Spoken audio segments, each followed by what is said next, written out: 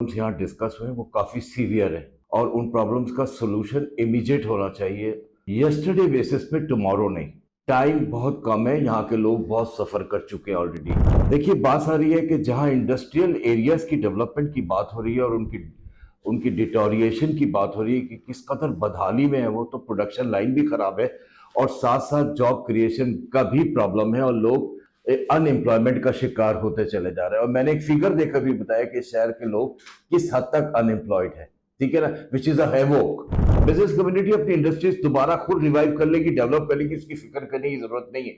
बात सारी है कि उसका जो इंफ्रास्ट्रक्चर है उसको डेवलप किया जाए, यूटिलिटीज को ठीक किया जाए, और उससे बढ़कर जो रेसिडेंशियल एरियाज है जहां पर सब लोग रहते हैं, जिसमें लोअर मिडिल क्लास और हायर अपर क्लास भी शामिल है, उन तमाम एरियाज की जो इंफ्रास्ट्रक्चर रिक्वायरमेंट्स है उनकी डेवलपमेंट बहुत जरूरी है। बारिश आती है तो आप घर से बाहर नहीं निकल सकते, कोई सा भी एरिया हो, आपके घर में पानी घुसा होता है, आपके कंधे कंधे तक पानी होता है, जैसे गोया आपके इलाकों में सैलाब आ गया, वो कोई सा भी इलाका हो। और जब वो पानी उतरना शुरू होता है तब तक वो वहां पे खड़ा रहता है और उससे मुख्तलिफ बीमारियां पैदा होती है जिसका इलाज नहीं है इस शहर में।